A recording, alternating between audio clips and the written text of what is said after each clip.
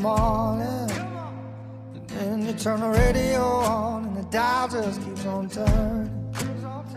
Then you hear Eddie and me lunchbox, Morgan too, Scuba Steve, Red Abbott trying to put you through. Mike D's writing this week's next bit. Now Bobby's on the mic, so you know what this is. Yeah. This is the Bobby Vaughn Story. All right, time for the news. Bobby's Big Stories. From CBS News, there were no injuries, but a Southwest plane got hit by gunfire while sitting on the tarmac in Dallas on Friday. Thankfully, no one was hurt.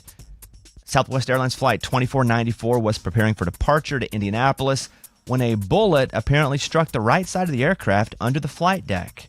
The airline said no one was hurt. Dallas police confirmed the incident. No other details were provided on the circumstances of the incident.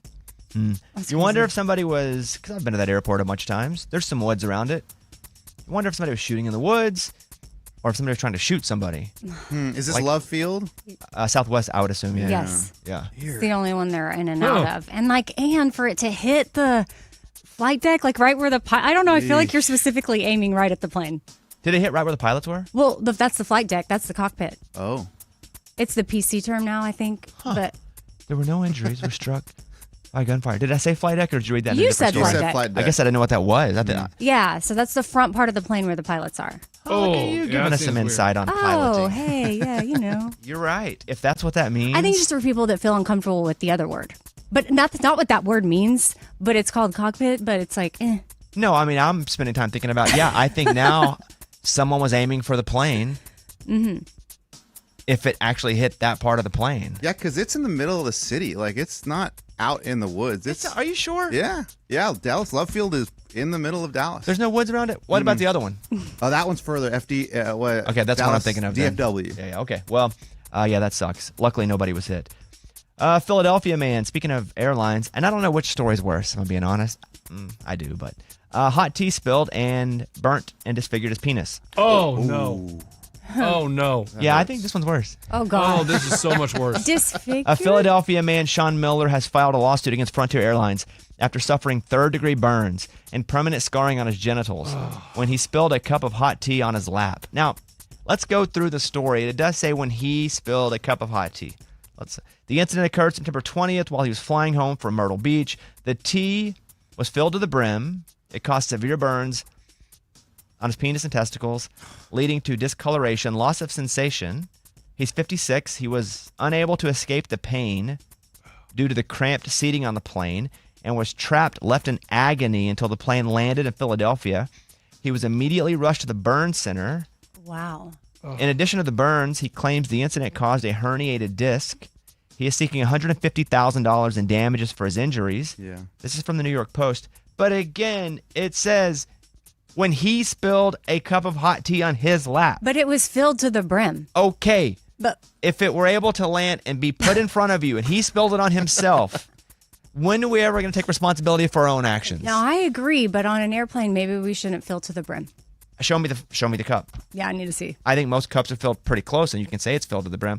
It's just if he spilled it on himself, maybe you go, maybe I shouldn't hover this right over my ding dong while I'm drinking it if it's so hot. Oh, yeah. Oh, yeah. I guess I need to see the tea and his ding dong. And we'll call it. The hot tourist spot for foreign visitors to America is Trader Joe's. That's from CNN. Oh, wow. They want to come and buy all the stuff at Trader Joe's. It's good stuff, man. Yeah, I could see that being a thing. What about Trader Joe's do you like? I think they have a lot of unique items, especially seasonal things. Like the fall just happens, a lot of pumpkin things at Christmas time. I don't know. And they have some really good prices. Mandarin chicken. You think tourists come over for the prices? Well, they can get a unique item and not break the bank. A court in the UK has decided that a man's will that was written on the back of food boxes is valid, and this charity is going to inherit $227,000. And from what I read, other people wanted that money, and they were like, well, I just wrote this on the back of boxes. I'm glad they held it up because I feel like anywhere you write, like, what your desires are for your stuff to go when you die, it should count if they can prove you wrote it and you were in, like, what did I say, good sound mind? Yeah, If you're in sound mind, it doesn't even matter where you wrote it. And then finally, a mom in Michigan jumped a counter at a hotel and assaulted an employee after a credit card was declined. A Michigan woman fled a water park hotel with her 9 children. Oh. after she allegedly assaulted an employee working the front desk. Well, how do you get all 9 kids to leave at once? That's tough. Yeah, like, guys, let's go. Come on. Like, it seems like it's hard to get 2 to get up and go to school, Right. like to get on the bus, much less 9 at once. According to the police department, the 20-year-old female employee told police that a woman jumped the counter before pushing and striking her after she was denied a room due to a declined credit card. The suspect had attempted to rent the room through a website and at the hotel. The suspect jumped the counter. Yeah, anytime you're jumping a counter, that's probably not going to end well, even if it's like the hotel's fault. Yeah, And it's not the hotel's fault. underlying stress happening. or Yeah, 9 something. kids. I think that's the stress. I think we see what the stress is Yeah. there. All right, there you go. That's the news. Those were Bobby's Big Stories. All right, Thomas Rhett, Beautiful As You, Bobby Bones Show. Thank you.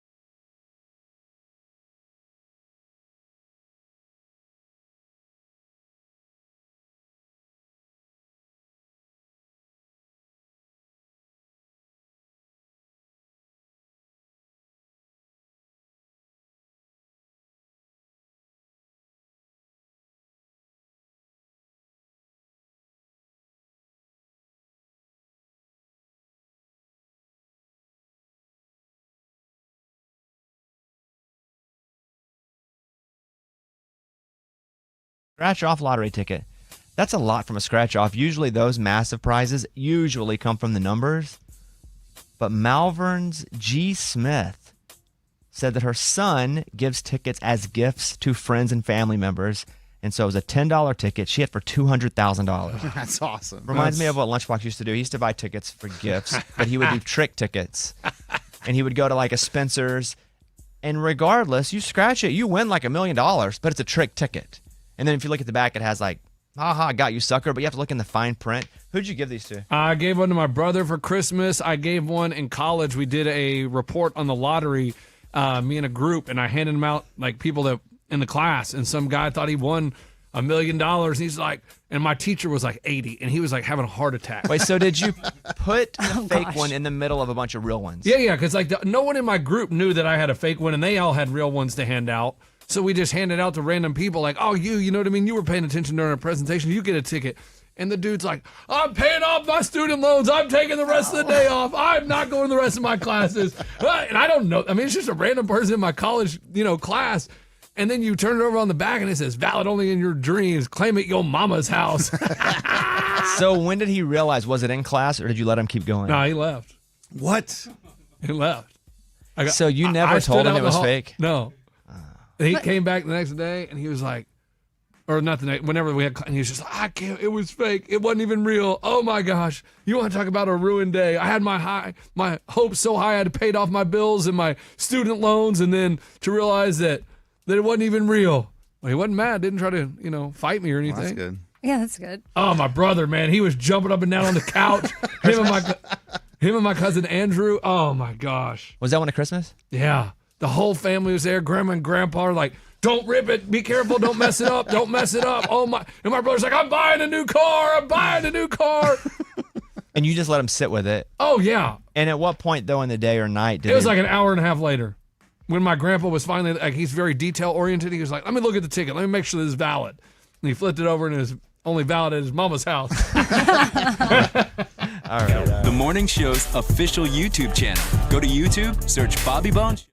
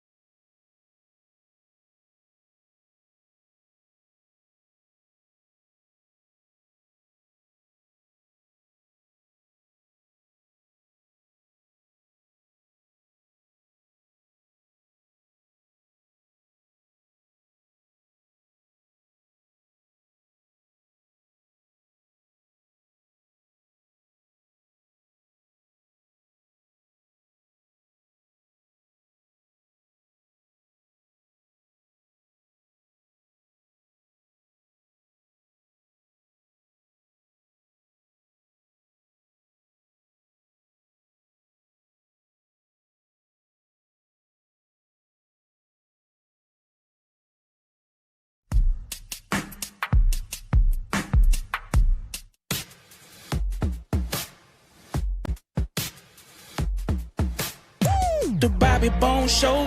Everybody roll. Yeah. There's a woman who was arrested because she was faking and working as a nurse. She posed as a registered nurse, oversaw dozens of patients. That's nothing. This one dude we talked about was a doctor for like a year. Remember that kid? Yeah. No, this is still crazy because she did it for a month in Burbank, California. She does not have a nursing license. She's also on federal probation following a fraud conviction in her home state. So I guess they didn't vet her. There's probably such a nurse shortage. And I would bet because they say she posed as a registered nurse. I'm assuming she had some background in nursing to know how to do this stuff. And maybe even forged paperwork. I'm thinking she used to be a nurse back in the day. Oh. Because they say she posed as a registered nurse. And if you know how to put a needle in a vein, you've done that before. Yeah. So no nursing license. But if she was really good after she gets out, Let her isn't be a that part of nurse. the rehab? Like, hey, you've done your time. You've served your debt to society. Your patients really loved you. Like, we looked at the reviews. Maybe if they need nurses at like some high security federal prison, In jail. That's crazy. she can do it there. Yeah, she was not a nurse. Did you watch the Mike Tyson fight at all? No. I did not care. I saw everybody was watching it and then not watching it because it's frozen. That's mostly what I saw was everybody talking about it freezing. So I was watching because, well, Mike Tyson was massive when we were kids. Yeah. And Kayla wanted to watch it because of Jake Paul. And so she was like, it starts at 8, which was 7 because it was 8 Eastern. And so we turned it on. I'm like, I don't think you're going to like what's about to happen. She said, why? I said, there are 3 fights before the big fight. She was like, okay, well, how long are they? I said, I don't think they'll even walk down till 11 o'clock. And she's like, no, they said it started at 7. I said, I don't think you... If this is like any other boxing or UFC event that I've ever seen in the history of time, there are going to be many fights before. And that's exactly what happened. The big fight didn't even happen until like 11, which was quite annoying. Did y'all wait up for that? Yeah, we watched it. Yeah. Wow. The best fight of the night was the women's fight, the third fight, and it was having buffering issues too. But we would back out and then hit play again, and it would kind of catch back up most of the time. But you would think that Netflix would have had a better plan, meaning they obviously were not ready for the amount of people that were watching the fight. But don't you think you set it up and go, imagine everybody that has a subscription is watching. Like every single person that has a subscription to Netflix is logging in and watching. Can we handle that? And if the answer is yes, then you should be good to go because that's everybody. But it was massive. Mike Tyson was way old. About the second round, his leg started quivering. He was wearing a knee brace. He had been sick. They had to postpone the fight already before. He had some blood transfusions. And he was also 58 years old. Yeah, I don't know. The whole thing just made me feel kind of weird. Well, he made $20 million. Oh, well, yeah, okay. Jake then. Paul made $40 million. Mike Tyson made $20 million. Wow. So fights like that, it brings in that kind of money? No, but fights like that do. And that's what I just said, That's right? what she just said. No, I did my emphasis on the that. define that. I said fights like that, What, define that. bring in that kind of money. Define that. There's never been a fight like that before. Mike Tyson and Jake Paul. Never been a fight like that. That's why I Right, say that. so that- Netflix has never had this before. It's an old guy and a YouTuber. Yeah, true. It's all promotion. Yeah. I mean, the great part of the fight was the build up for weeks, months, and then the entrances. And then once it started, there was like a round. And If you're Jake Paul, do you feel kind of like, oh, I gotta... no, he's the greatest promoter. Him and his brother are the greatest promoters in the history of America. Right, but like you're about to fight Mike Tyson. He wouldn't have fought him had he not known he could beat him. Yeah. No, exactly. That's my point. Like, does he go easy? He did go easy. Oh, gosh. He carried him through the last couple rounds. Okay. Like he could have killed him. All right. And he didn't. And he bowed to him at the end because he realized they just made $60 million. It's the greatest thing I've ever seen. Oh, you liked it? It was the greatest hustle I have ever seen in the history of hustles. Like we all were in. I was betting on it. I was on DraftKings. It was a great. Where are you at with that? Why didn't you tell me to bet on it? You're really holding out on bets. I don't share every bet I ever do. He in the gave history you a of bet. bets. I know, but like I told you, I want to bet more. That is not a play. That's a. Why? Why do you want to bet more? Well, this would have been fun for me to bet on You because didn't then even I wa- would you have. didn't even watch but it. Had I You'd bet have gotten on mad. it, It was not going on to 11 whatever, o'clock. I would have cared. You wouldn't have stayed up. You wouldn't have stayed I up. absolutely would not have. Yeah. There are 2 NFL games on Netflix Christmas Day. They're hoping that will be better. Wow, I don't think as many people are going to be watching on Christmas Day. In the daytime The or in same- the evening? Yeah. Oh, you think that many people are going to watch football on Christmas evening that watch that fight? Yeah. Yeah. Okay. I mean, what else do you do on Christmas or holidays? And it's the NFL. Yeah. Well, hopefully they'll have ironed out their kinks. I'm just glad to know that you guys got the frozen screen because I thought it was me the whole Everybody time. got the frozen screen. Everybody like, got what it. is if you wrong got with on my TV? Twitter, it's what everybody was complaining about. Antonio Brown, who was streaming the big screen inside Cowboy Stadium, had 7 million people watching his stream of his phone from in the Cowboy Stadium because nobody could see it on Netflix. Oh, wow. That's awesome. I mean, like for him, that's cool. That like you can just like go over. You're like, I don't even have to pay for Netflix. I'll just go. Yeah, you just watch a stream. Yeah. Let's play Bailey Zimmerman religiously. Bobby Bone Show. Thank you guys.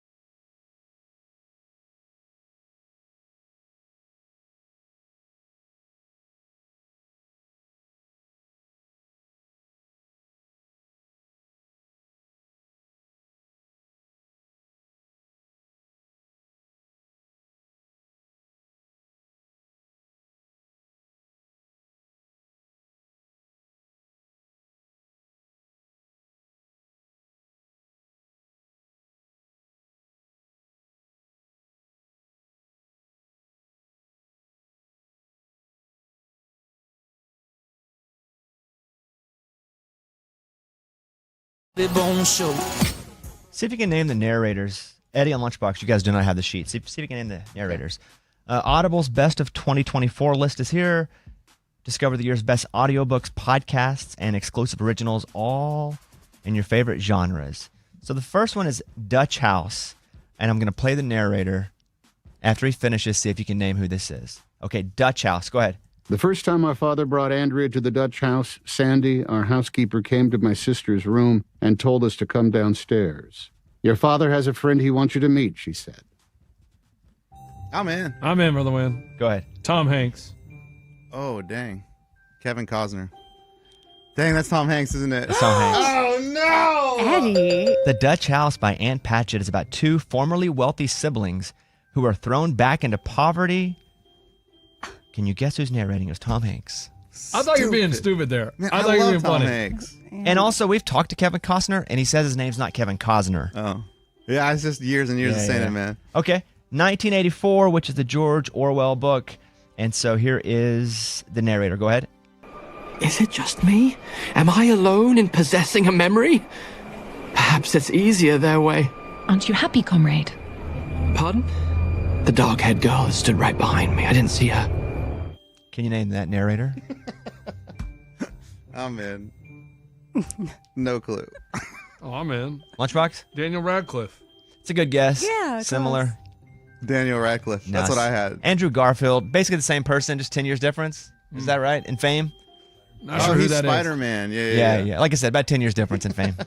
You can listen to one of these or one of Audible's Best of the Year picks absolutely free when you sign up for a free 30-day Audible trial. There's so much up there. Visit audible.com/best of the year. There you go. You're listening to the Bobby Bones Show.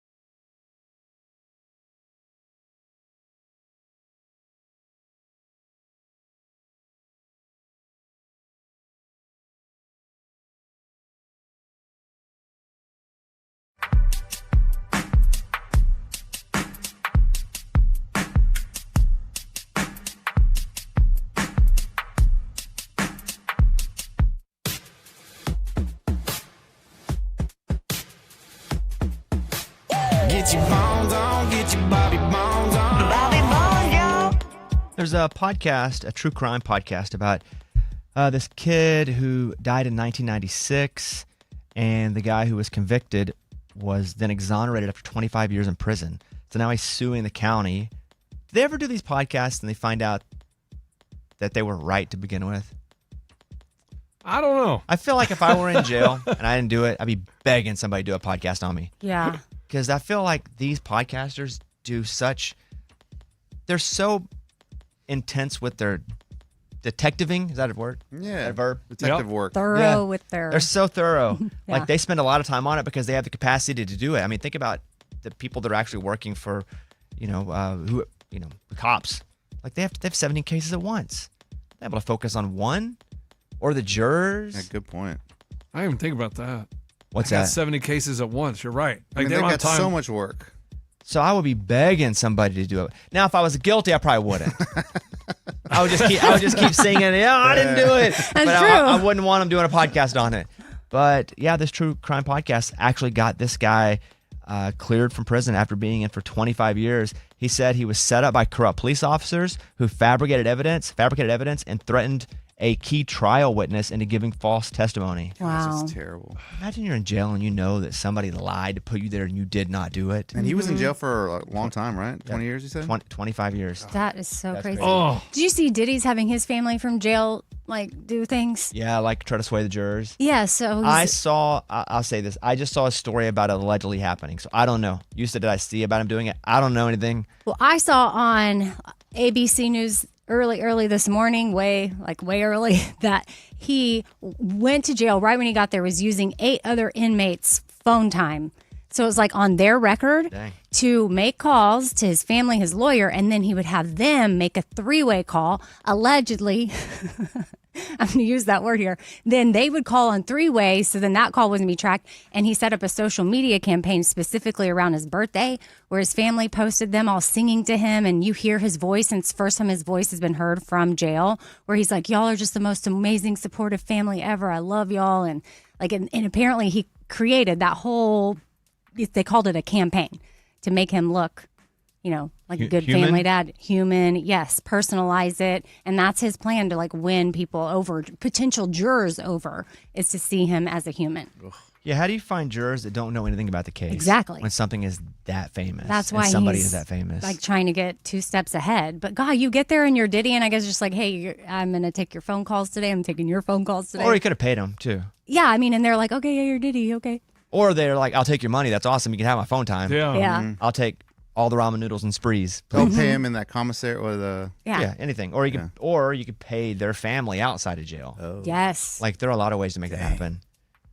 But who knew? Diddy ain't getting out. Nah, No chance Diddy gets out. He'll be there for a while. I don't think He'll so. die there. Oh, die there? Yeah, he'll never get out of prison. Oh, wow. Because that's like serious stuff. It's like kids. And now, That's true, there's yeah. no, I think other things, even with some stuff, with Bill Cosby, it was 1965 or something. And it's a lot of this is so current. It hasn't expired. Tucker Wetmore, Wind Up Missing You, Bobby Bone Show.